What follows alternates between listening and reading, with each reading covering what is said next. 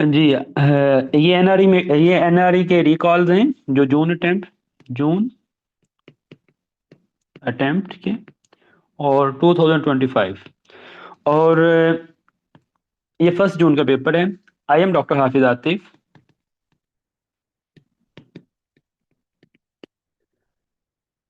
Research fellow at Duke University USA and CEO first aid medicine platform.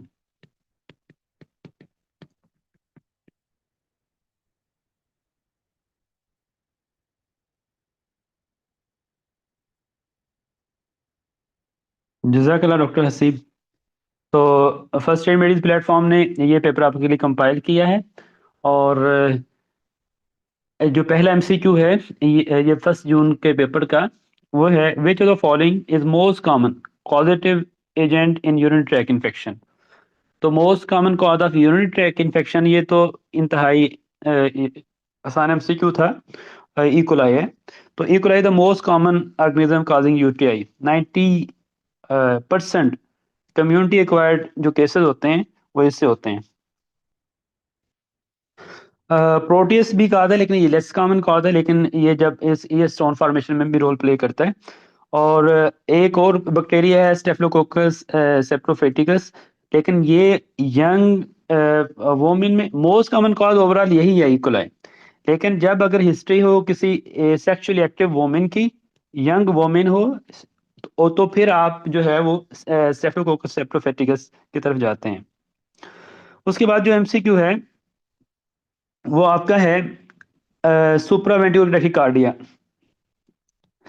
तो supraventricular tachycardia करने से पहले मैं आपको ये एमसीक्यू आपको आपको याद होगा कि जब हम एनआरई मेडिजी के सेशन हो रहा था तो सुप्रावेंट्रिकुलर टैकीकार्डिया को हमने डिटेल से किया था। किसको याद है? तुम्हें याद होगा ना याद हो, मुझे याद है जरा जरा। हमने सुप्रावेंट्रिकुलर टैकीकार्डिया को एनआरई मेडिजी के लेक्चर करते हुए इस टॉपिक को डिटेल से किया था और इस टॉपिक ये पास एमसीक्यू था। और इसके पॉसिबल जितने भी एमसीक्यू बन सकते थे वो मैंने करवाए थे। याद है आपको?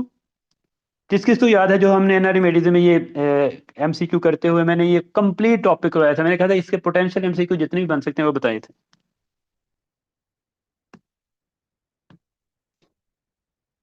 तो ये जो है आपका जो सुप्रावेंटिव टैकीकार्डिया का मतलब ये होता है कि वेंट्रिकल से ऊपर, यानी कि ये जो एट्रिया है इसकी जो ये टैकीकार्डिक हो जाता है। इसका हार्ट रेट, इसका रेट बढ़ जाता है कॉन्ट्रैक्ट करने का।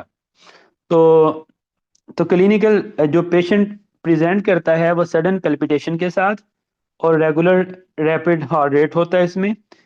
और आपने बीपी, इस ये है इसकी डायग्नोस्टिक अप्रोच। क्या आप इसको अप्रोच किस तरह करते हैं, किस तरह डायग्नोसिस बनाते हैं?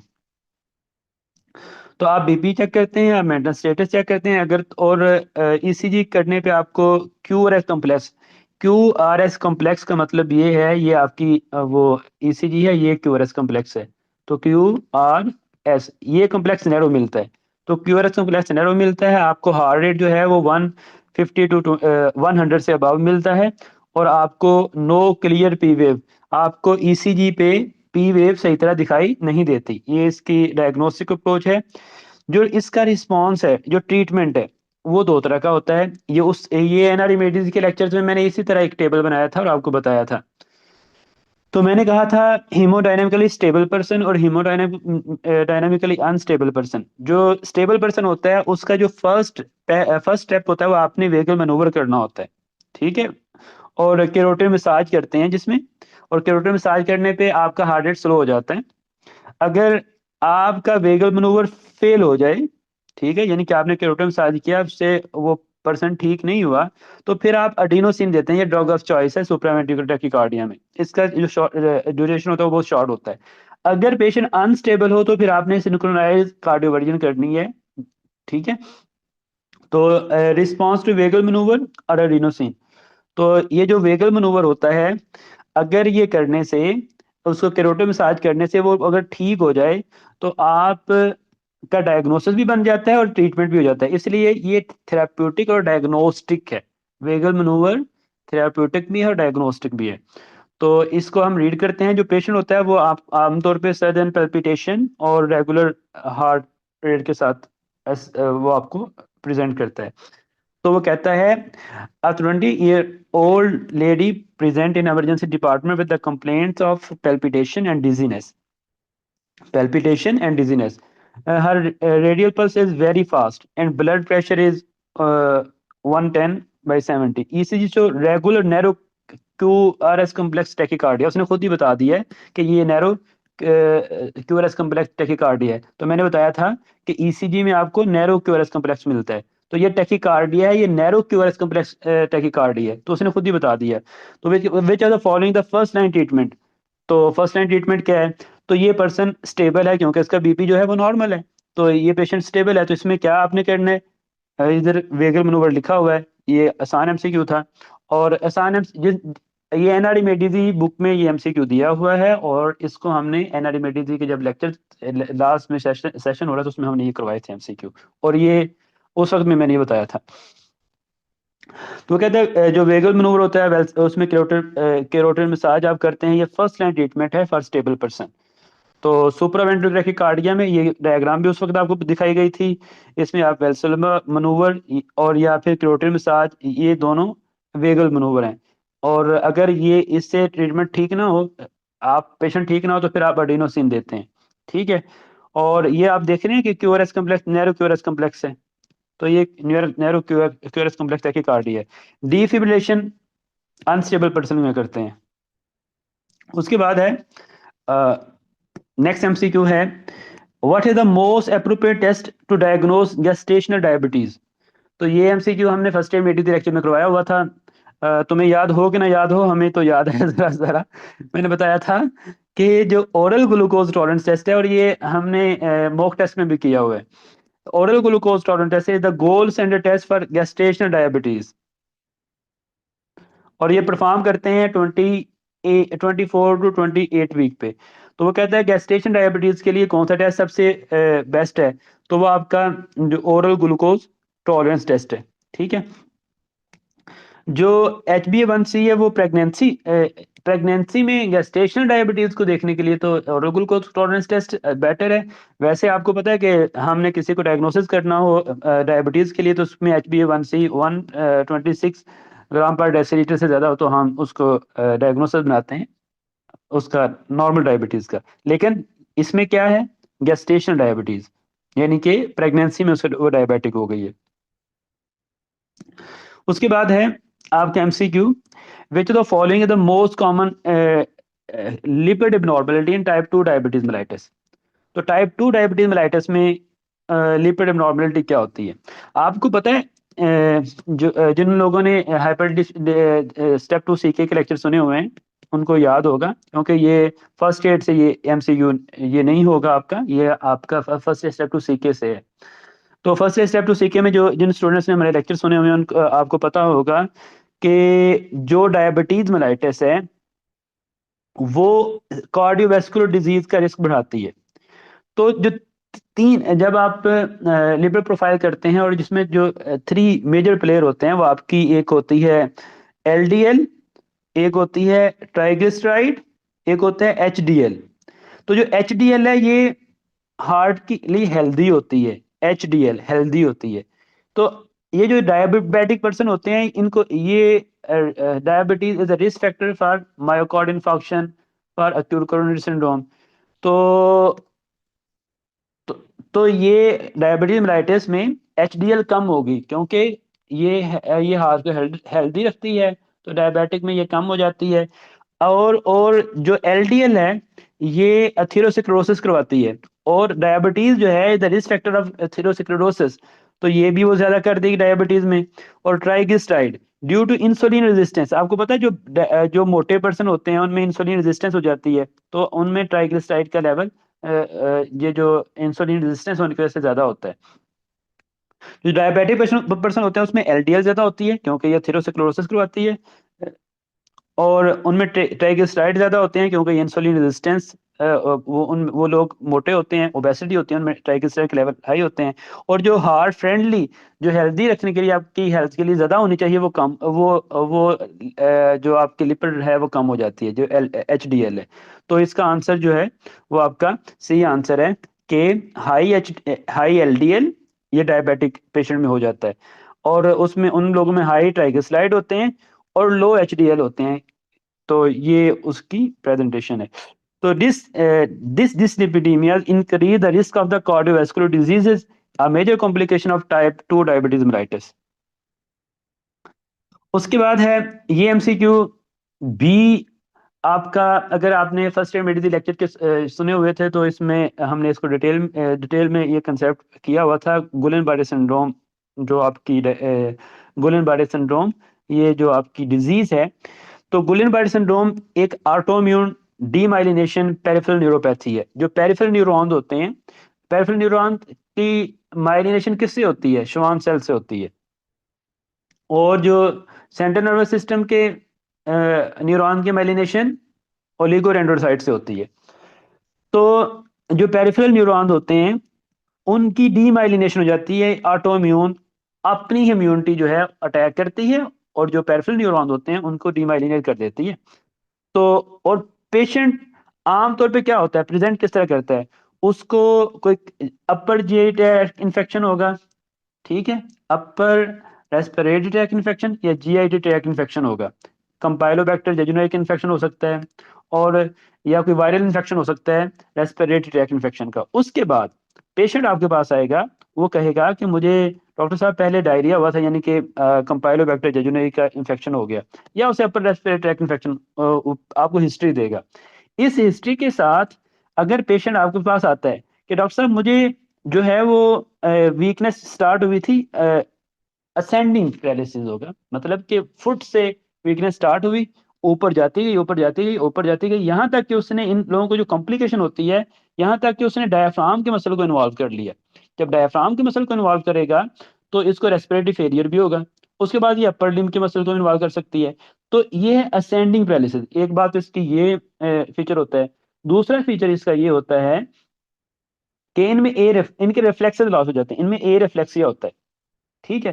थर्ड फीचर इनका में ये होता है कि इन लोगों में प्रेस्थीसिया होता है, इनकी जो सेंसेशन नॉर्मल सेंसेशन होती हैं, और असेंडिंग सिमेट्रिकल वीकनेस होती है। यानी कि सिमेट्रिकल मतलब है कि ये वाला और दोनों, ये नहीं, एसिमेट्रिकल का मतलब होता है कि एक पाँव एक लेग की तरफ तो राइट की तरफ तो वीकनेस है लेकिन लेफ्ट की तरफ नहीं है, तो सिमेट्रिकल असेंडिंग पैरालिसिस होता है, ठीक है। ये इसकी प्रेजेंटेशन होती है, प्रेजेंटिंग कंप्लेन। उससे पहले हिस्ट्री होती है किसी अपर रेस्पिरेटरी ट्रैक इन्फेक्शन या फिर जीआई ट्रैक इन्फेक्शन की, और उसके बाद रेस्पिरेटरी फेलियर हो सकता है।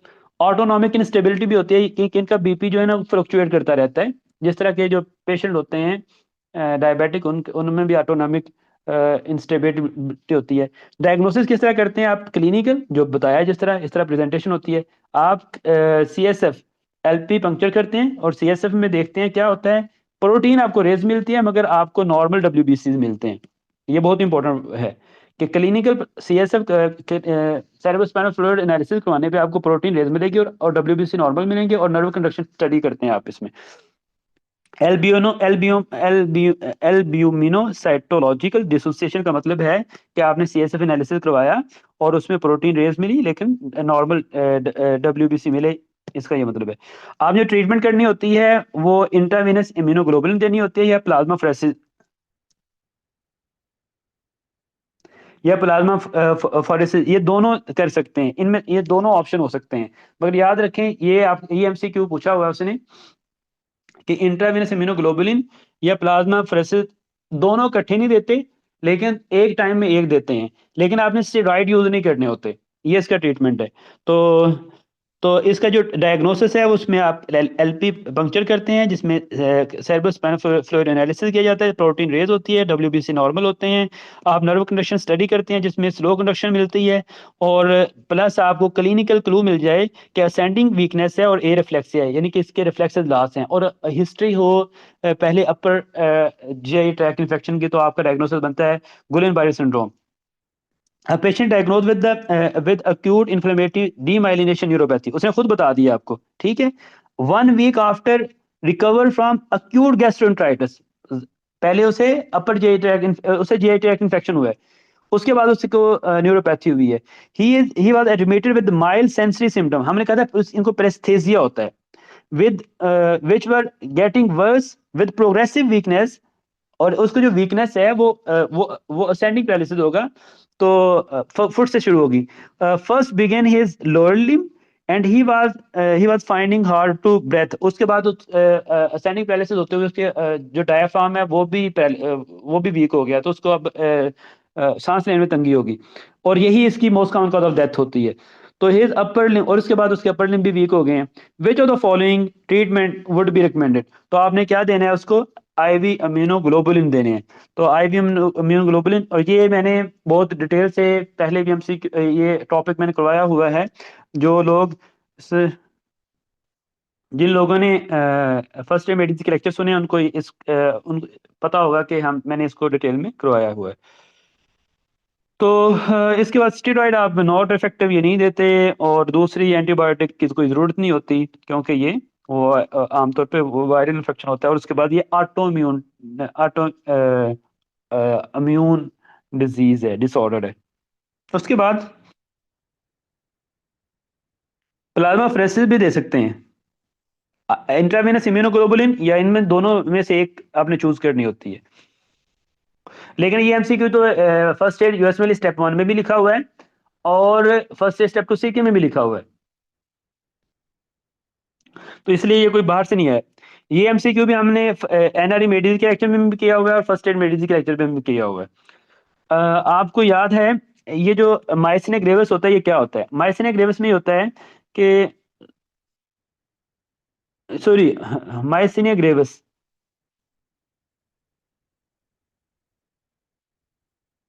ये जो आपका ये आपके न्यूरॉन जो होते हैं ना, जब इनमें एक्शन पोटेंशियल आता है, और ये आपके जो मसल होता है इस पे होता क्या है कि एक्शन पोटेंशियल आता है, इधर से कैल्शियम जो टर्मिनल एंड होता है ऑफ न्यूरॉन का, वहां से जब एक्शन पोटेंशियल आता है तो कैल्शियम की एंट्री होती है, तो एसिटाइकोलिन जो है वो इधर से रिलीज होता है, वो इधर सिनेप्टिक क्लेफ्ट में आ जाता है एसिटाइकोलिन। इस एसिटाइकोलिन ने ये जो मसल है, इसके ऊपर एसिटाइकोलिन रिसेप्टर है, ये एसिटाइकोलिन रिसेप्टर इस पे अटैच होना होता है, ठीक है? तो ये मसल कंट्रैक्ट करता है। नॉर्मल क्या होता है कि एक्शन पोटेंशियल आता है, कैल्शियम इन करता है न्यूरॉन में, और फिर एसिटाइकोलिन रिलीज होती है, और ये एसिटाइकोलिन एसिटाइकोलिन रिसेप्टर पे बाइंड करती है, और जिससे आपके मसल की कॉन्ट्रैक्शन होती है।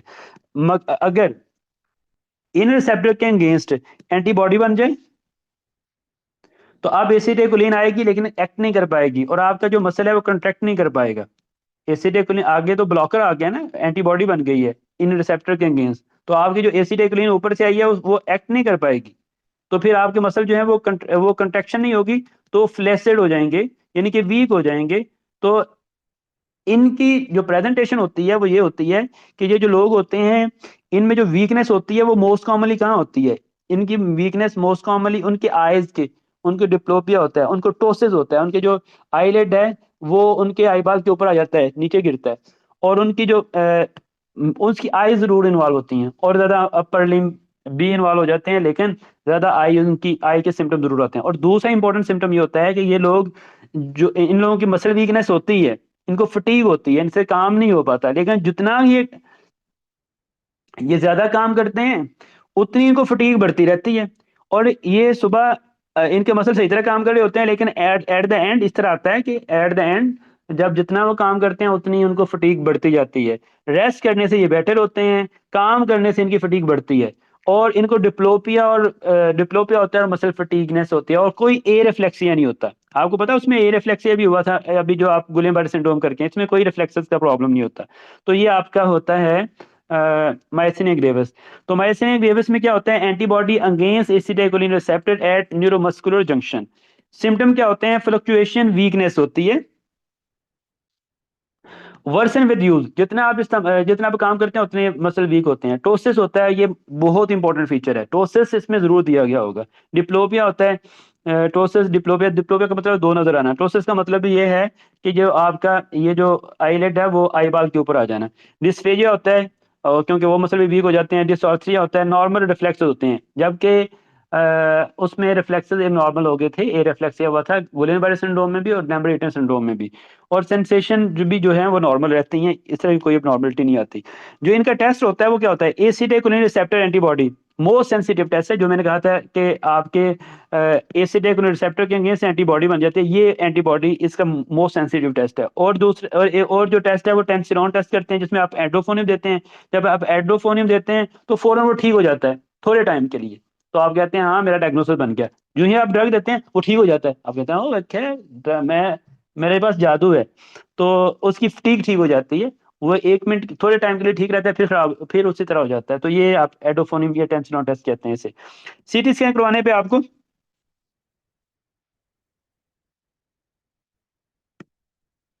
सीटी स्कैन करवाने पे आपको थाइमोमा नजर आता है। सर लैम्बरेटन सिंड्रोम में शॉर्ट एक्सप्लेनेशन बता देता हूँ। और इसका जो ट्रीटमेंट है वो पाइरिडोस्टिगमिन है। पाइरिडोस्टिगमिन इसका फर्स्ट लाइन ट्रीटमेंट ऑप्शन है। स्टेरॉइड भी दे सकते हैं, एजाथायोप्रिन और आईवीआईजी इंट्रावेनस इम्यूनोग्लोबुलिन, और थाइमेक्टोमी अगर जनरलाइज हो तो माइथेनिक ग्रेविस हो तो आप थाइमेक्टोमी भी कर देते हैं। तो पाइरिडोस्टिगमिन इसका फर्स्ट लाइन ट्रीटमेंट ऑप्शन है। तो इसको आप रीड करते हैं। वो कहता है a 32-year old woman complaining of 6 month history of dysphagia, उसके जो फेरिंक्स के मसल हैं वो वीक हो चुके हैं, और वो काम प्रॉपर, और नेजल रिगर्जिटेशन, तो वो सही तरह स्वेलिंग नहीं कर पाते। Which is worsen during evening, मतलब कि सुबह वो नॉर्मल होता है, मैंने कहा था जितना काम करेगा उतना वो उसकी वीकनेस बढ़ती जाएगी, तो वो कह रहा है वर्सन हो जाता है इवनिंग में। तो ये आपको हिंट था इसमें। She also reports intermediate drooping of her left eyelet, और उसका जो वो जो आईलेट है वो डिप्लोप उसे प्रोसेस भी हो रहा है और डिप्लोपिया भी हो रहा है when she gets tired. Neurological examination reveal partial left ptosis, उसको टोसिस है और डिप्लोपिया है, बट नो ऑप्थेल्मोप्लेजिया। और she also mild cough. What is the most appropriate investigation, तो उसकी इन्वेस्टिगेशन क्या है? उसकी मोस्ट अप्रोप्रिएट इन्वेस्टिगेशन है acetylcholine receptor antibody. एसिटाइकोलिन receptor antibody उसकी मोस्ट ये 80% लोगों में पॉजिटिव होती है। तो ये इसका आंसर था। तो ये भी एमसीक्यू हमने किया हुआ है मॉक टेस्ट में भी, जो कि पीएमडीसी के मॉक टेस्ट थे, जो कि सिर्फ उसमें ओवरऑल पाकिस्तान सिर्फ फर्स्ट एड मेरिट प्लेटफॉर्म पे ही पीएमडीसी के ओरिजिनल मॉक टेस्ट पड़े हुए हैं, उसमें ये एमसीक्यू डिस्कस हुआ पड़ा है। और इसके अलावा फर्स्ट एड स्टेप 2 सीखे, फर्स्ट एड स्टेप 1 में भी इसको किया है। लैम्ब्रेटन सिंड्रोम से आपका क्या?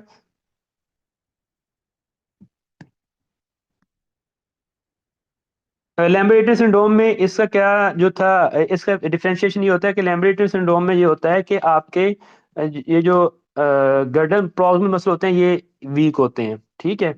और दूसरा उसमें एरिफ्लेक्सिया भी होता है। और लैम्ब्रेटन सिंड्रोम में प्रॉब्लम यहाँ आता है कि ये यहाँ जो जो कैल्शियम चैनल होते हैं उनके against जो न्यूरॉन का टर्मिनल एंड होता है, ये आपका मसल है। तो यहाँ से जो कैल्शियम इन हो रहा था, जिन चैनल्स के से वो इन हो रहा था एक्शन पोटेंशियल आने पे, उनके अगेंस्ट एंटीबॉडी एंटीबॉडी बन जाती है। लेकिन उसमें आप जितना काम ज्यादा करेंगे लैम्ब्रेटन सिंड्रोम में, उसमें मसल वीकनेस उतनी कम होती जाएगी, जबकि माइसेनिक ग्रेविस में जितना काम ज्यादा करेंगे वीकनेस उतनी बढ़ती जाएगी। तो डायरेक्टली प्रोपोर्शनल है weakness to work. Ji a,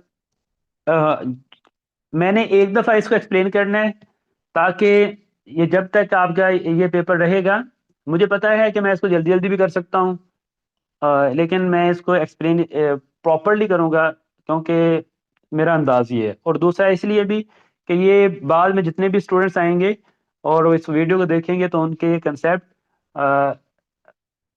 next time ये हो सकता है कि नेक्स्ट टाइम इनका डायग्नोसिस पूछ लिया जाए या ट्रीटमेंट पूछ लिया जाए, तो जो लोगों ने ये पेपर किया होगा तो पॉसिबल जितने भी एमसीक्यू इन टॉपिक्स में से आएंगे उनके हो जाएंगे। तो for the future for the future students के लिए, कि पॉसिबल एमसीक्यू जितने भी बन सकते हैं, जो जो अभी नहीं आए, अभी उसने हो सकता है ट्रीटमेंट पूछा है, उसने डायग्नोसिस नहीं पूछा, तो नेक्स्ट टाइम वो डायग्नोसिस पूछेगा और उससे की क्लिनिकल फीचर पूछेगा। तो नेक्स्ट टाइम जो भी इसके रिलेटेड एमसीक्यू आएगा वो आप कर लेंगे। इसलिए एनआर मेडिसी के जो लेक्चर्स हैं वो इसी तरह एक्सप्लेन है, ताकि आपका नेक्स्ट टाइम हु बहू, फिर आप कहते हैं स्टेम तो इस तरह एनआर मेडिसी के जो बुक थी हमने पढ़ी थी, तो जो उसमें एमसीक्यू लिखे हुए वो उस तरह नहीं आए थे। तो भाई स्टेम उस तरह आए या ना आए, उसमें जो एक्सप्लेनेशन आपको दी गई है वो जरूर एग्जाम में आई हुई है। तो इसी तरह जो एनआर मेडिस के लेक्चर्स हैं, जब वो आप सुनते हैं तो आपको ये जरूर बेनिफिट होता है कि वो आप उस एक एमसीक्यू करते हुए वो टॉपिक कर लेते हैं, उसके बाद नेक्स्ट अटेम्प्ट में जो भी एमसीक्यू उसके रिलेटेड आते हैं आप इजीली कर लेते हैं।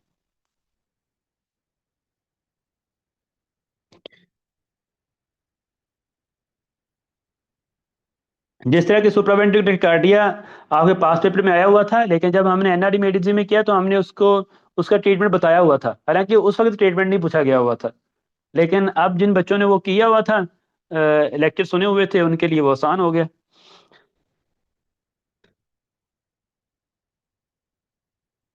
हमने कोई तकरीबन 170 तक एमसीक्यू किए हैं, 150 टू 70 तक, और एंड पे कुछ एम्बिगुअस हैं। अच्छा, उसके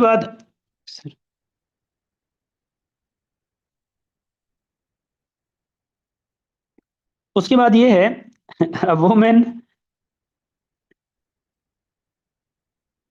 अच्छा, ये इसको करने से पहले आप ये कंसेप्ट समझ लें, ये है सब अरेक्नॉइड हेमरेज। जो सब अरेक्नॉइड हेमरेज होती है, उसमें क्या होता है, उसमें जो बैरी एन्यूरिज्म होता है, बैरी एन्यूरिज्म, उसका रप्चर हो जाता है और आपकी सब अरेक्नॉइड स्पेस में ब्लीडिंग हो जाती है। जो पेशेंट होते हैं, वो रिस्क फैक्टर क्या होते हैं कि आपको हाइपर बीपी बहुत ज़्यादा है, जिससे बैरी एन्यूरिज्म, एन्यूरिज्म का मतलब है डायलेशन, जो ब्रेन की वेसल्स हैं उधर, उनकी एन्यूरिज्म, उनकी डायलेशन हो चुकी होती है, और उसके बाद ये रिस्क फैक्टर है। उसके बाद ब्रेन की वेसल फटती हैं और सब अरेक्नॉइड स्पेस में ब्लीडिंग होती है, जिसे आप सब अरेक्नॉइड हेमरेज कहते हैं। उसका जो रिस्क फैक्टर होता है वो हाइपरटेंशन हो सकती है, पॉलीसिस्टिक किडनी डिजीज हो सकता है, और एहले सिंड्रोम, इनमें वैसे जो होती हैं वो जरा वीक होती हैं, ये रिस्क फैक्टर है इसके। अच्छा, जो क्लासिकल ये सिम्टम, ये बहुत इंपॉर्टेंट है।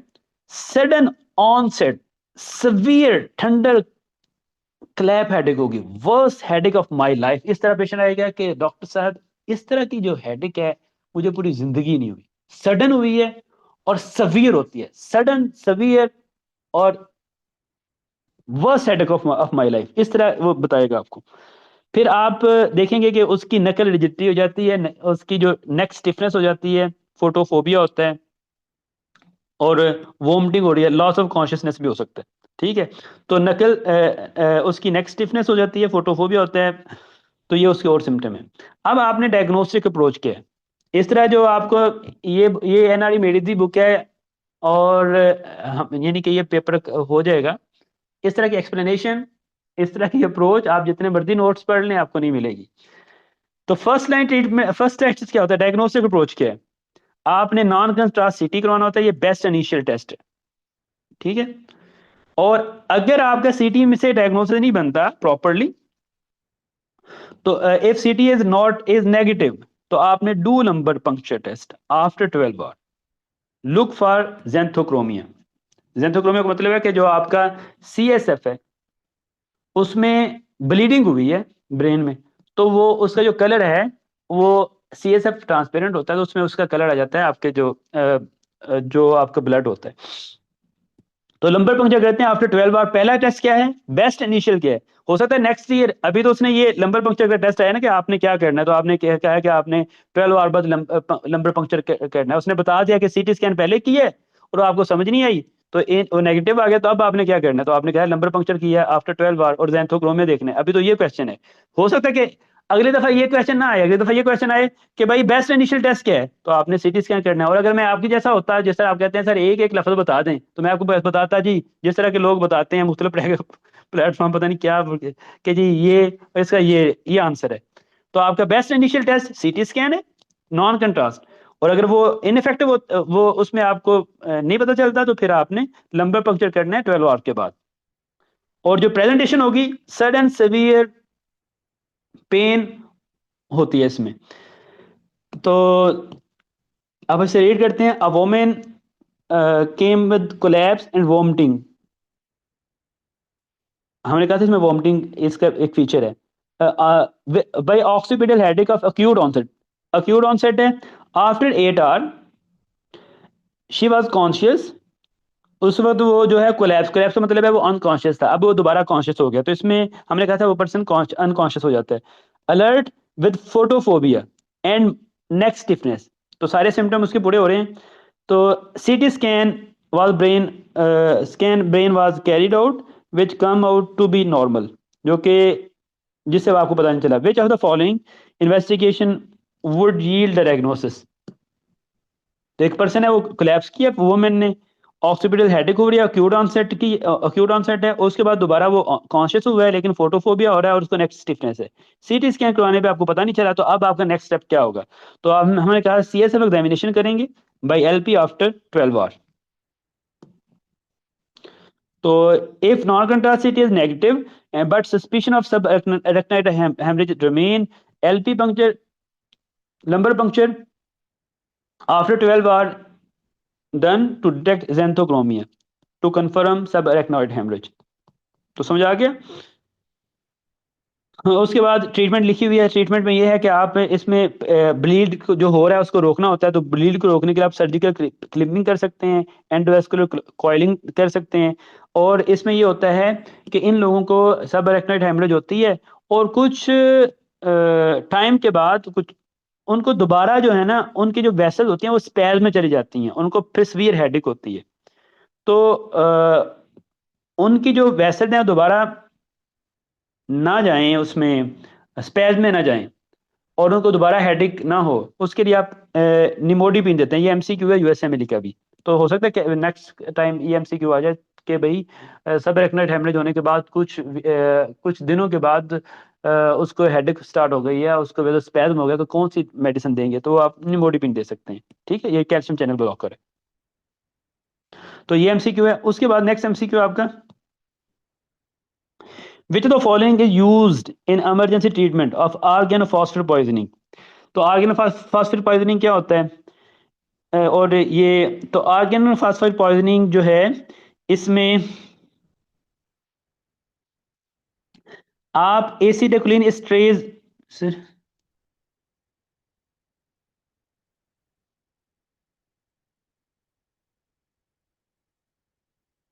क्या ये नहीं था सर? क्या नहीं था सर?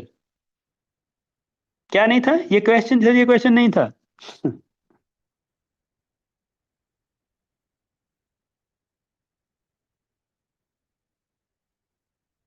ये क्वेश्चन नहीं है, बेंजोडाइजेपिन का आया था क्वेश्चन। ये तो आपका वो पेपर है सर, बेंजोडाइजेपिन का था। क्या क्वेश्चन लिख के भेजें जी? लेकिन ये क्वेश्चन तो वो है कि जो एग्जैक्ट आपके पेपर से कॉपी हुआ है। How it is possible? ये एक जो पेपर आपकी वो ग्रुप में सर्कुलेट हो रहा था, ये उधर का कॉपी वो क्वेश्चन है। तो हाउ इट इज पॉसिबल कि ये एमसीक्यू नहीं था?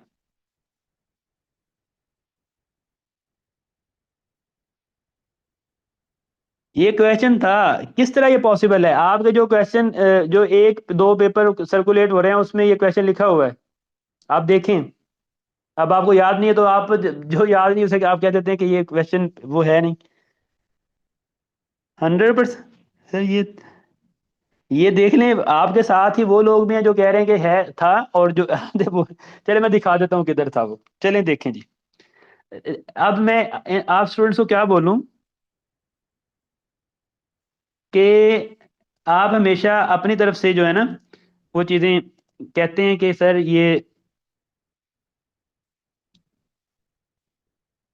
माननी नहीं होती। आपने जो गलत बात भी है वो भी आपने, क्योंकि उस पे हम वो भी आपने मनवानी होती है। नजर आ रही है स्क्रीन?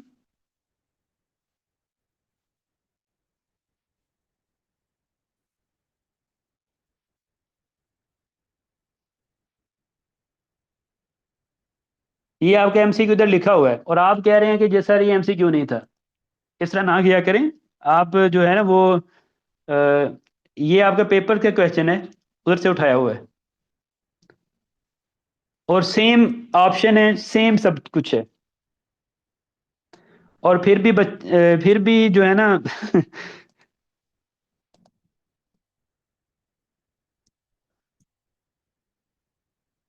स्टेटमेंट सेम आपकी कॉपी, जो उधर स्टेटमेंट है वही स्टेटमेंट इधर लिखी हुई है।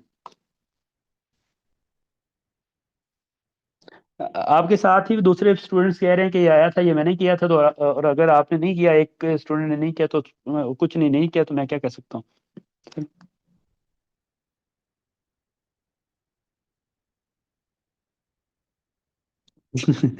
चलिए देखें जी। अब विच ऑफ द फॉलोइंग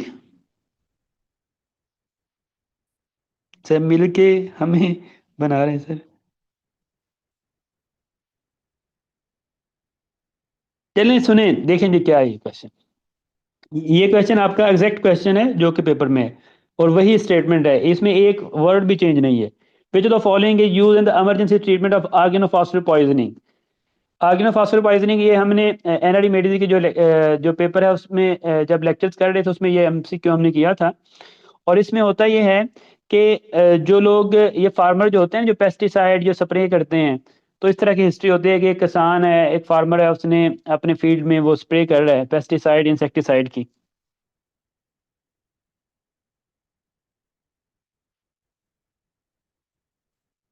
तो उसके बाद उनके आते हैं कि इसके बाद पेशेंट आपके पास आता है, उसको डायरिया हो गया, ठीक है।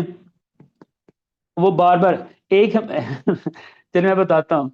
एक हमारे गांव में एक एक वो खातून थी, उनके हस्बैंड से हो गई अनबन, फाइट हो गई। उसने हस्बैंड को मदद खाने के लिए उसने ये किया कि उसने कहा कि अब तुम्हें बताती हूँ कि भाई क्या होता है। उसने जो घर में ये इंसेक्टिसाइड या पेस्टिसाइड पड़े हुए थे, उसने वो बोतल पकड़ी और वो उसने पी ली, या जो भी उधर केमिकल पड़ा हुआ था, जो कि वो किसान जो फेंकते हैं ना, स्प्रे करते हैं। उसके बाद क्या हुआ? उसके बाद पहले तो उसने मदद सिखाना था हस्बैंड को, लेकिन फिर ये हुआ कि वो डायरिया और लूज मोशन इतने severe, you can't imagine. Urination, वो बार बार मोशन आ रहे हैं, बार बार यूरिनेशन हो रही है। चल मियाँ उससे तो हो जाती है ना, वो तो उसकी आंखें जो होती हैं। लेकिन उसने अपने वो हस्बैंड को मदद सिखाना था। लेकिन मजा उसे खुद आ गया। और जो पॉइंट पिन पॉइंट प्यूपल होते हैं, ठीक है, जिस तरह मियोसिस उसमें भी होता है ना आपको ओपियोइड में। ब्रेडिकार्डिया, उसका जो हार्ट की धड़कन है वो कम हो जाती है। जो उसकी उसका जो सर एट्रोपिन, उसका जो लंग है वो उनकी ब्रोंको कंस्ट्रिक्शन होती है, सांस शॉर्टनेस ऑफ ब्रेथ हो जाती है, इमिसिस होता है, वॉमिटिंग होती है, लैक्रिमेशन होते हैं, आंखें बहती हैं, ठीक है, सेलिवेशन होती है, मुंह भी बहना शुरू कर देता है, मुंह भी बह रहा है, और उसकी आंखें भी सेलिवेशन हो रही है, लैक्रिमेशन हो रही है, आंखों से पानी बह रहा है, मुंह से पानी बह रहा है, स्वेटिंग हो रही है, बॉडी से पानी बह रहा है, मसल वीकनेस हो जाती है और सीजर होते हैं। ये उसकी प्रेजेंटेशन होती है। तो उसने मजा खाया, लेकिन बाद में उसे मजा खुद आ गया कि ये काम नहीं करना। बाकी बाकी जो मर्जी मर्जी कर लो, ये वाले काम ठीक नहीं है। तो जो जो इसकी डायग्नोसिस है वो क्लिनिकल होता है, कि आपकी हिस्ट्री होती है, उसके बाद ये सिम्टम होते हैं। और इसमें होता ये है होता ये है कि आपका ये जो है ना, न्यूरॉन्स हैं, इधर से एसिटाइलकोलिन रिलीज होती है। एसिटाइलकोलिन दो तरह के काम करती है। एक तो ये एसिटाइलकोलिन के रिसेप्टर होते हैं ग्लैंड्स पे, ठीक है। ग्लैंड पे इफेक्ट करेगी तो ये सेलिवेशन हो रही है, लैक्रिमेशन हो रही है, ये जितने भी ब्रोंको कंस्ट्रिक्शन हो रही है, और ब्रेडिकार्डिया हो रहा है, हार्ट रेट स्लो हो रहा है, तो ये उसके सिम्टम है। दूसरा ये एक्ट करती है, क्या ना, ये एक्ट करती है आपके मसल के ऊपर, निकोटिन।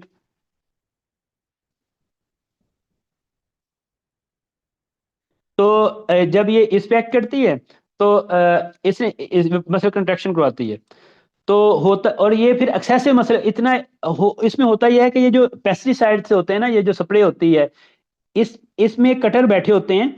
ये कटर ये करते हैं कि भाई आपने एक दफा कंट्रैक्शन करवानी है, हर वक्त तो नहीं कंट्रैक्शन करवानी रहनी, तो आपने एसिटिल्कोलिन भेजा, उसने कंट्रैक्शन करवा दिया, उसके बाद ये कटर जो होते हैं, ये इस एसिटिल्कोलिन को खत्म कर देते हैं, कट कर देते हैं।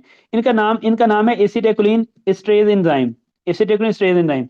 ये क्या करते हैं, ये एसिटिल्कोलिन को काम करने के बाद कट कर देते हैं। तो हाँ, तो ये जो पेस्टिसाइड होते हैं, ये असल में इनको ब्लॉक कर देते हैं, एसिटाइलकोलिन इनहिबिटर को ब्लॉक कर देते हैं, ये कटर को ब्लॉक कर देते हैं।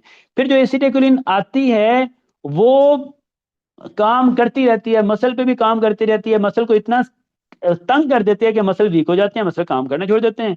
सीएनएस पे काम करती है, सीएनएस में कन्फ्यूजन होती है उसके सेंट्रल नर्वस सिस्टम में, और ग्लैंड पे काम करती है, एक्सेसिव एसिडिकोलिन होती है। तो एक्सेसिव एसिडिकोलिन उसको लैक्रिमेशन, सैलिवेशन, ब्रोंकोरिया और उसको ब्रेडिकार्डिया होगा। तो इसमें जो प्रॉब्लम है वो तीन तरह के हैं। एक प्रॉब्लम है मसल के, एक प्रॉब्लम है सीएनएस के, और ये और एक प्रॉब्लम है ग्लैंड्स के। तो जो ग्लैंड पे रिसेप्टर होते हैं उसको कहते हैं मस्करीनिक रिसेप्टर, मस्करीनिक रिसेप्टर। तो आपने सबसे पहले मस्करीनिक रिसेप्टर को ब्लॉक करना होता है, तो एट्रोपिन पहले देनी होती है। जो इसका ट्रीटमेंट है वो आपने एट्रोपिन देनी होती है। तो एट्रोपिन मस्करीनिक रिसेप्टर को पहले ब्लॉक करना होता है, ठीक है कि, और फिर आप पेरिडॉक्सिम पेरिडॉक्सिम देते हैं। ये पेरिडॉक्सिम असल में, ये जो आपने एसिटिकोलिन हमारा जो कटर था उसको स्प्रे ने, केमिकल ने ब्लॉक कर दिया हुआ था, हमने इसको आज़ाद करवाना होता है।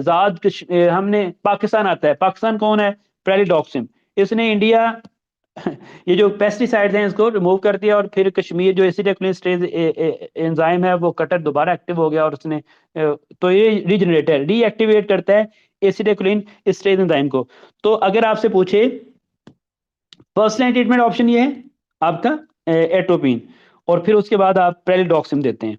तो ये देखें, atropine treat muscarinic symptom, bradycardia, lacrimation, salivation, urination, diarrhoea. ये कहूँ इसके ट्रीट करने के लिए आप एट्रोपिन दिया, उसने मस्करीनिक रिसेप्टर को ब्लॉक किया, तो आप ब्रेडिकार्डिया वगैरह ठीक हो जाएगा। प्रेलिटॉक्सिन जो होता है वो रिवर्सिबल है, रिवर्स करता है बोथ मस्करीनिक और निकोटीनिक इफेक्ट को। तो निकोटीनिक इफेक्ट में आपके मसल वीकनेस हो चुकी थी। तो ये एमसीक्यू है, यूएसए में लिखा। वो कहता है कि मसल वीकनेस जो है उसको रिवर्स किस तरह करते हैं, उसके लिए आपने प्रेलिडॉक्सिन देना है। जो जो तो meiosis, bradycardia, diarrhoea, muscle weakness अगर ये हो, और उसको हिस्ट्री हो इंसेक्टिसाइड की, पेस्टिसाइड की, तो आपका जो डायग्नोसिस बनता है ऑर्गेनोफॉस्फेट पॉइजनिंग बनता है। तो यही उसने लिखा हुआ है। अच्छा, एक और बात है, अगर उसको सीजर हो रहे हो, सीजर हो रहे हो, तो फिर आप बेंजोडियाजेपिन देते हैं। तो ये आपका सीजर भी हो सकते हैं इसमें। तो अगर सीजर हो रहे हो तो फिर आपने बेंजोडियाजेपिन देनी है, और आगे ऑप्शन आप देख सकते हैं कि उधर क्या ऑप्शन थे।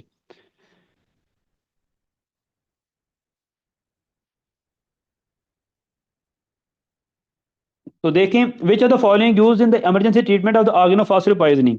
तो उसमें आप एट्रोपिन यूज करते हैं।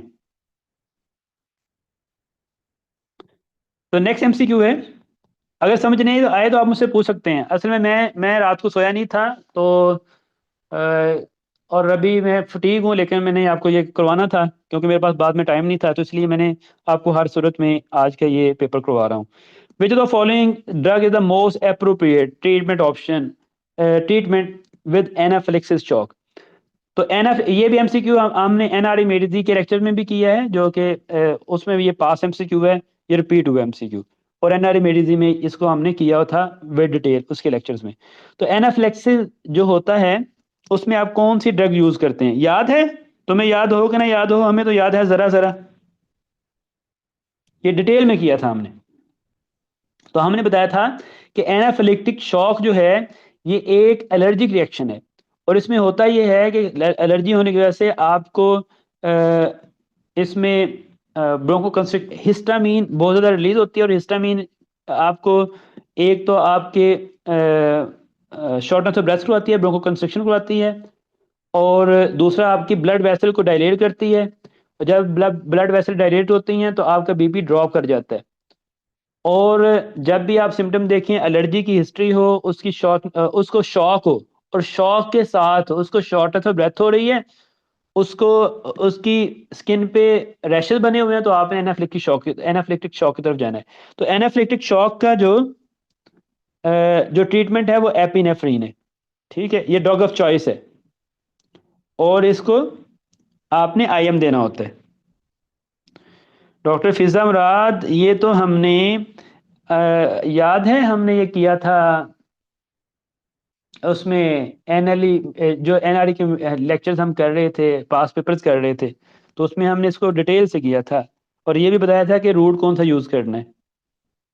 तो फर्स्ट लाइन ट्रीटमेंट जो है वो आपका एपिनेफ्रीन है। और एपिनेफ्रिन दो तरह से काम करता है। हमारे प्रॉब्लम क्या है? हमारा प्रॉब्लम ये है कि एनाफिलिप्टिक शॉक में एक आपके ब्रोंको कंस्ट्रिक्शन हो चुकी है, और दूसरा प्रॉब्लम ये है कि आपके ये जो बीटा टू रिसेप्टर जो हैं,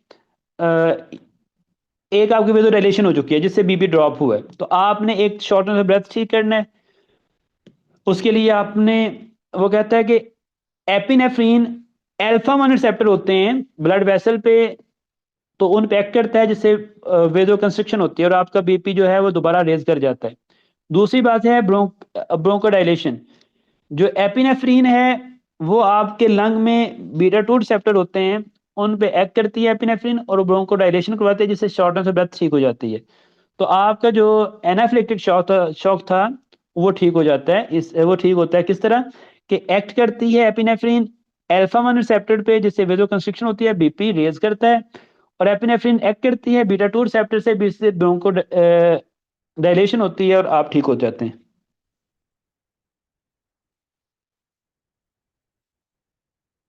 उसके बाद है नॉरएपिनेफ्रीन।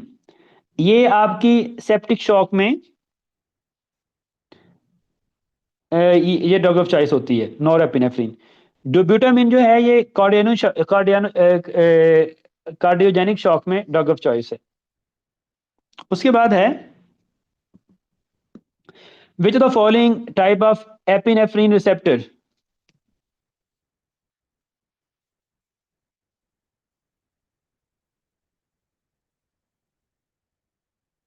is responsible for bronchodilation and is and commonly target in the management of asthma।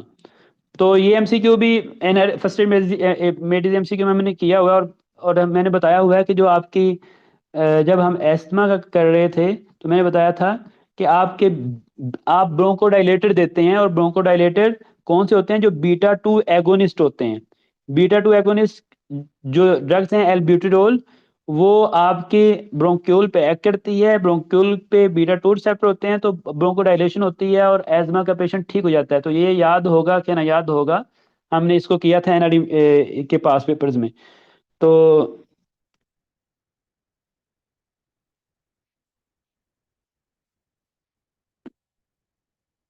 नहीं, मैं अभी फटीग हूँ क्योंकि मैं सोया नहीं, तो इसलिए मैं जरा स्लो हूँ। मुझे पता है आई एम स्लो नो। तो बीटा टू रिसेप्टर आप यूज करते हैं, बीटा टू स्टिमुलेशन याद है?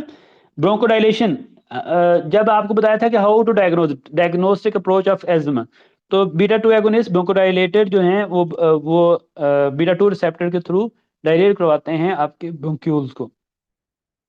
बीटा वन रिसेप्टर कहाँ होते हैं? बीटा वन रिसेप्टर आपके हार्ट पे होते हैं, और हार्ट की ये फोर्स ऑफ कंट्रैक्शन को इंक्रीज करते हैं। अल्फा वन रिसेप्टर कहाँ होते हैं? ये आपकी वेसल पे होते हैं। जब ये एक्टिवेट होते हैं तो आपकी जो वेसल है ये इसकी वेजो कंस्ट्रिक्शन होती है, तो अल्फा वन वेजो कंस्ट्रिक्शन करवाते हैं। अल्फा टू कहाँ होते हैं?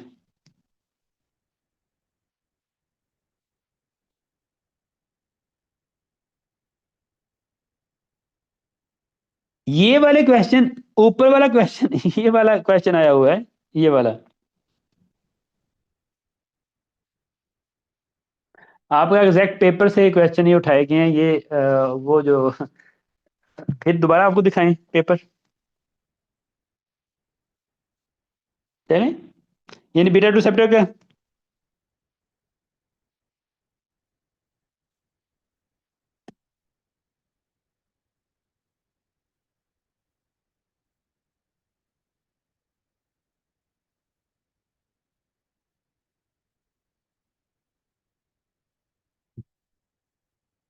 अब हम कुछ नहीं कह सकते जी, आपके भी ये उसमें से ही उठाया गया है।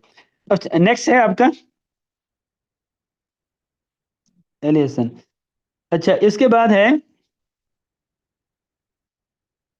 पढ़ना नहीं है भाई, पढ़ ऐसे ही पढ़ लेंगे, ऐसे कोई ऐसा एमसीक्यू कर लेंगे जो कि कंसेप्ट आ जाएगा।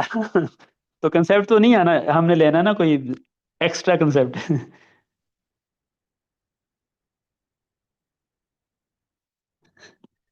A non-diabetic develop dyskinesia and एक akathisia। एक पर्सन है डायबिटिक है, उसको एक dyskinesia और akathisia हुआ after receiving an injection of gastroenteritis. Which of the following drug is most likely responsible.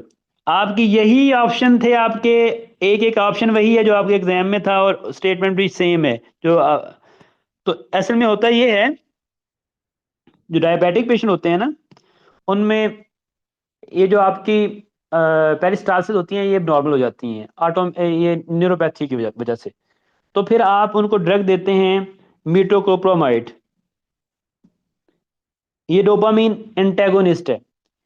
ये इनकी मोटेलिटी को इंक्रीज करती है। तो जो उनको वो कहते हैं हमने खाना खाया, हमारा खाना इधर ही खड़ा रहता है पेट में ही, हमें ब्लोटिंग होती है, हमें गैस हो जाती है। तो असल में जो डायबिटिक पेशेंट होते हैं उनकी पेरिस्टालसिस कम होती है, तो फूड इधर जमा रहती है, तो उसको आगे मूव करने के लिए, पेरिस्टालसिस को इंक्रीज करने के लिए आप मीटोक्लोप्रोमाइड देते हैं। ठीक है, तो उससे बेहतरी आती है। लेकिन ये मीटोक्लोप्रोमाइड एक काम करती है, ये extra pyramidal.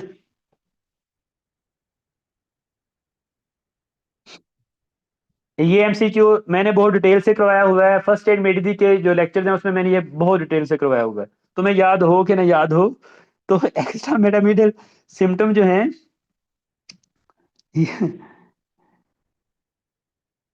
Extra pyramidal symptom जो आते हैं वो ये मीटोक्लोप्रोमाइड के साइड इफेक्ट के तौर पे आते हैं, क्योंकि ये डोपामिन इंटेगोनिस्ट है। ठीक है, तो डोपामिन इंटेगोनिस्ट की वजह से एक्स्ट्रा पैरामिडल सिम्टम होते क्या हैं, उसमें एकाथीजिया और डिस्टोनिया होता है। Extrapyramidal symptom are drug induced movement disorder है, caused by dopamine 2 blocker in nigrostriatal pathway, most commonly due to antipsychotic and antiemetic metoclopramide। जो एंटीसाइकोटिक ड्रग्स हैं उनका भी, वो भी डोपामीन रिसेप्टर को ब्लॉक करती हैं, और एंटीएमेटिक में मीटोक्लोप्रामाइड ये भी डोपामीन रिसेप्टर को ब्लॉक करती है, जिसकी वजह से एक्स्ट्रा पैरामिडल सिम्टम आते हैं। एक्स्ट्रा पैरामिडल सिम्टम क्या होते हैं, ये ड्रग इंड्यूस मूवमेंट डिसऑर्डर है। इसमें क्या होता है, इसमें ये बहुत इंपॉर्टेंट है, बहुत इंपॉर्टेंट कंसेप्ट है, हाई हाई यील्ड कंसेप्ट है। एक्स्ट्रा पैरामिडल सिम्टम आते हैं क्यों, डोपामीन रिसेप्टर ब्लॉक होने की वजह से। एक्स्ट्रा सिम्टम की टाइप्स क्या हैं, अक्यूट डिस्टोनिया हो जाता है, मसल स्पैज्म हो जाता है, अक्यूट डिस्टोनिया को कहते हैं। एकाथीजिया हो जाता है, सुकून से नहीं बैठ पाता, जिस तरह कि आप अभी सुकून से नहीं बैठ पाते, अभी 2 मिनट के बाद फिर सुकून जो होता है वो खराब हो जाता है। ये पर्सन बैठते नहीं, कभी उठता है कभी बैठता है, रेस्टलेसनेस होता है, अर्श टू मूव, आराम से नहीं बैठ सकता, जिस तरह कि आपसे नहीं बैठा जाता कुछ स्टूडेंट से। और पार्किंसोनिज्म हो जाती है, ट्रेमर। पार्किंसोनिज्म में क्या होता है, आपको ट्रेमर होते हैं, रिजिडिटी होती है, मसल स्पैस्म भी चला जाता है। और ब्रेडिकाइनेसिया, मूवमेंट जो होती है स्लो से होती हैं, जिस तरह। और tardive dyskinesia, dyskinesia involuntary movement होती है बात, और टंग मूवमेंट। कुछ लोगों से कभी वो जुबान को बाहर निकालते हैं, क्या करें क्या करें, कभी अंदर ले जाते हैं, कभी स्मैकिंग करते, कभी जुबान को बाहर निकालते हैं, कभी अंदर कभी बाहर, कभी अंदर कभी बाहर, ये लंग्स, ये टंग मूवमेंट, इसे ये टार्डिव डिस्काइनेसिया है। पार्किंसनिज्म में मूवमेंट स्लो हो जाती हैं, मसल्स रिजिड हो जाते हैं, ट्रेमर होते हैं। एकाथीजिया में रेस्टलेसनेस होती है, कभी उठता कभी बैठता है, move toward. Acute dystonia muscle spasm में चले जाते हैं। टार्टिकोलिस, उसके नेक मसल स्टीफ, उसके आई के मसल अक्यूलो गायरस काइसिस में चले जाते हैं। तो ये सर ये सारे सिम्टम हैं किसके, ये एक्स्ट्रा पैरामिडल सिम्टम्स हैं। ये क्यों आते हैं, जब आप डोपामिन 2 रिसेप्टर को ब्लॉक करते हैं। कौन सी ड्रग डोपामिन 2 रिसेप्टर को ब्लॉक करती हैं, आपकी antipsychotic type first generation most, और एंटी एमिटिक मीटोक्लोप्रोमाइड। तो ये इसका साइड इफेक्ट है। तो ये बहुत इंपॉर्टेंट है। और बाकी इसमें यह याद रखना है कि जो एक्स्ट्रा मिडल सिम्टम होते हैं, कुछ आवर्स में अपीयर होते हैं, एक्यूट डिस्टोनिया आवर्स में अपीयर हो जाता है, एकाथीजिया डेज में अपीयर होता है, पार्किंसनिज्म इन इसका साइड इफेक्ट वीक में आना शुरू होता है, और टार्डिव डिस्काइनेसिया मंथ और ईयर के बाद ये आते हैं।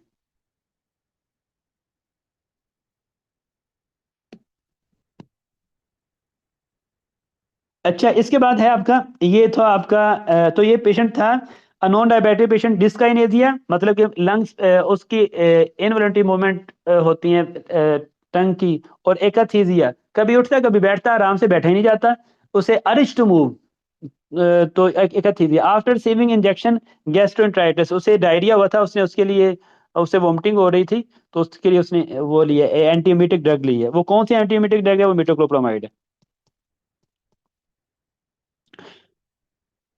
उसके बाद है आपका, which of the following diuretic is use as emergency management in head injury patient with increase intracranial pressure. तो एक पर्सन को हेड इंजरी हुई है, उसके बाद उसका इंट्राक्रेनियल प्रेशर रेज कर गया, तो वो कहता है इसके लिए अक्यूटली कौन से ड्रग यूज करते हैं? अक्यूट मैनेजमेंट के लिए कौन से ड्रग आप अक्यूट मैनेजमेंट के लिए यूज करते हैं? तो अक्यूट मैनेजमेंट के लिए आप मैनिटोल, ये डायरेटिक का ये यूज किया जाता है। तुम्हें याद हो क्या ना याद हो, ये भी करवाया हुआ है। तो ये एमसीक्यू इतने डिफिकल्ट नहीं है रियली। ये सारे फर्स्ट टाइम मेडिकल लेक्चर में मैंने वो लेक्चर्स में जब हमने ये टॉपिक किए थे, ये एमसीक्यू हुए पड़े हैं, जिसने फर्स्ट स्टेप 1 फर्स्ट स्टेप 2 सीखे के लेक्चर सुने हुए हैं। मैनिटोल जो है वो एक ऑस्मोटिक डायूरेटिक है, और ये इंट्राक्रेनियल प्रेशर को रिड्यूस करता है। अच्छा, एसीटाजोलामाइड भी इसमें दिया हुआ है। एसीटाजोलामाइड भी इंट्राक्रेनियल प्रेशर रेज करने के ट्रीटमेंट में यूज करते हैं, लेकिन इसका यूज होता है क्रोनिक ट्रीटमेंट में, अक्यूट में नहीं होता, जैसे सूडोट्यूबर सेरिब्री है। तो इसलिए वो कौन सा डायरेक्टिक है जिस जो अक्यूटली हेड इंजरी में आपने अक्यूटली यूज करना है, तो कौन सा करना है आपने? आपने करना है मैनिटोल। ठीक है, ये आपका ट्रीट वो है। Which of the following therapeutic indication of dextromethorphan? आपका एग्जैक्ट एमसीक्यू है, एग्जैक्ट ऑप्शंस हैं। तो ये क्या है?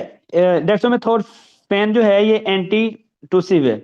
ये आपकी फर्स्ट एड की लाइन है रेस्पिरेटरी सिस्टम की, उधर जब फार्माकोलॉजी स्टार्ट होती है उसके पेज पे लिखा हुआ है ये एमसीक्यू। तो फिर कहते हैं पेपर कहीं आसमान से आया है। तो यूज एंटीटूसिव कफ सप्रेसेंट, ये एंटीटूसिव का मतलब है कफ सप्रेसेंट होना। ये एनएमडी रिसेप्टर एंटागोनिस्ट है। हो सकता है नेक्स्ट टाइम आपको पूछे कि ये इसका मैकेनिज्म क्या है। NMD,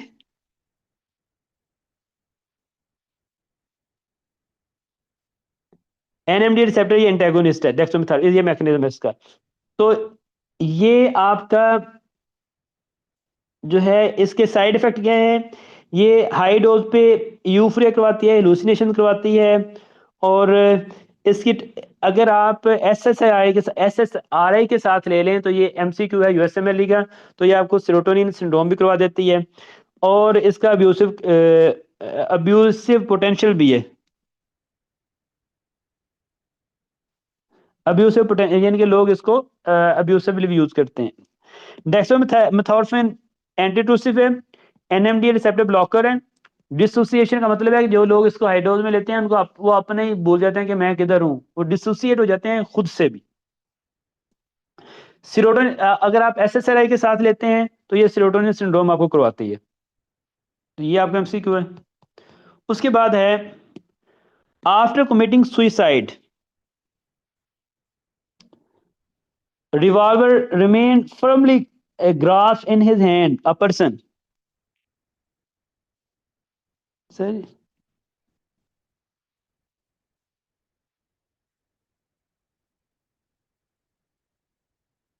so after committing suicide, revolver remained firmly grasped in the hand of person.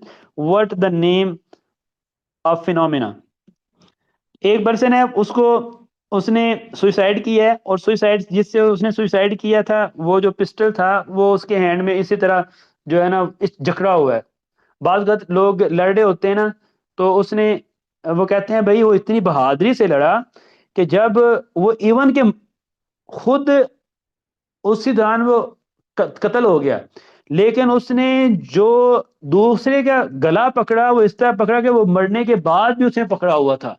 क्या कमाल बात है, क्या ये वली अल्लाह क्या पर्सन है। तो भाई उस फिनोमिना को कहते हैं इंस्टेंटेनियस रिगर, कि आप जब स्ट्रेस में होते हैं तो उस वक्त अगर आपकी डेथ हो जाए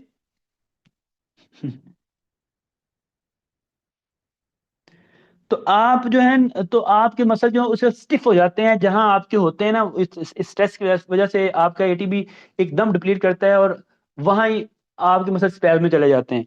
तो वो मरने के बाद भी उसने गला उसका पकड़ा ही हुआ है। इस तरह उसने खुदकुशी की। तो स्ट्रेस में जब खुदकुशी की, तो उसका जो रिवाल्वर था, उसके मरने के बाद भी उसके हाथ में उस तरह उसके मसल स्पैज में हो पड़े हैं, अकड़ चुके हैं, और उसने पकड़ा हुआ है, वो गिरा नहीं है। तो ये रिगर मोर्टिस जो है, ये आफ्टर 2 to 4 आवर अपीयर होता है। 2 to 4 आवर के बाद रिगर मोर्टिस अपीयर होता है, उस वक्त स्पैज में नहीं जाते। वो पर्सन डेथ होती है, डेथ होने के बाद वो 2 से 4 घंटे के बाद उसके मसल जो हैं वो स्टिफ होना शुरू होते हैं, और 12 आवर पे जाके उसकी स्टिफनेस पीक पे जाती है।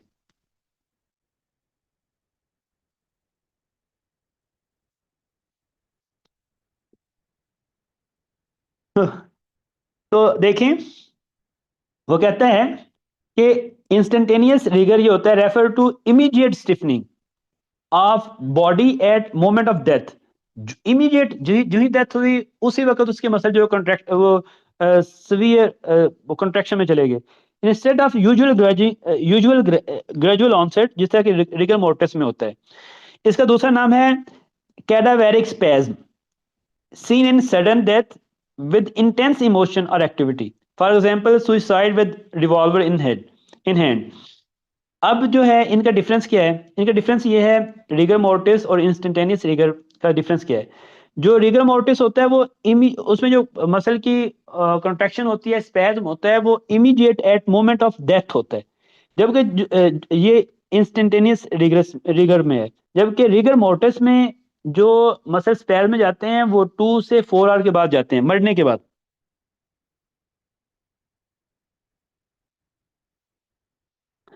जबकि इंस्टेंटेनियस रिगर में सडन वायलेंट डेथ होती है, एटीपी सडनली डिप्लीट करते हैं रैपिडली, और रैपिड डिप्लीशन होती है एटीपी की। और उसके बाद ये एसोसिएशन होती है सीजर इलेक्ट्रिक शॉक के साथ, सडन स्ट्रेस के साथ उसकी डेथ, उसकी मौत हुई है। स्ट्राइक, लाइटनिंग स्ट्राइक, इलेक्ट्रोक्यूशन और सीजर वगैरह।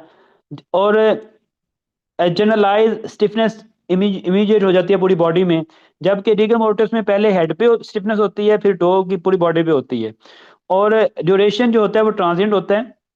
अच्छा, एक इंपॉर्टेंट बात ये कि जो रिगर मोर्टिस है, ये नॉर्मल फिनोमिना हर एक बंदे में होगा। हर एक बंदे के जो है ना, वो 2 से 4 आवर के बाद होना स्टार्ट होगा, उसकी मसल बॉडी स्टिफ होगी, 12 आवर पे वो स्टिफ हो जाएगी। और ये जो स्टिफनेस है, ये लास्ट रहती है, मसल स्पैज में रहते हैं 24 to 38 आवर के लिए। लेकिन जो इंस्टेंटिस रिगर होता है, ये इसका ड्यूरेशन जो होता है वो ट्रांजिट, ज्यादा टाइम के लिए मसल स्टिफ नहीं होते, शॉर्ट टाइम के लिए होते हैं। तो दूसरा ये फ्रेंदिक एमसीक्यू था। तो फ्रेंदिक में की बात याद रखें कि जो रिगर मोर्टिस है आपको हेल्प करता है, help estimate time since death. आप देख सकते हैं यार, अच्छा, इसको इसके मसल जो है स्टिफ हुए हैं, तो इसका लगता है 12 आवर हो चुके हैं, मसल सारे स्टिफ हो चुके हैं। तो और तो लेकिन जब आप देखते हैं फ्रेंदिक इन लोगों में करते हैं, तो अगर आप देखेंगे 12 आवर से 2 से 4 आवर के बाद ही उसके मसल जो है वो स्टिफ हो चुके हैं, तो आप कहते हैं इसकी जो डेथ है, ये किसी ने इसको कत्ल किया है, वगैरह वगैरह।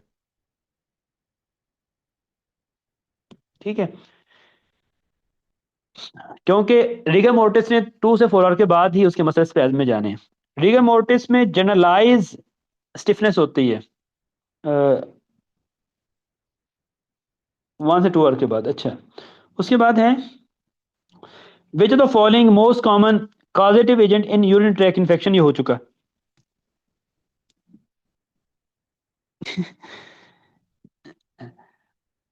ये तो हमने कर लिया हुआ है, इकोलाई। उसके बाद है आपका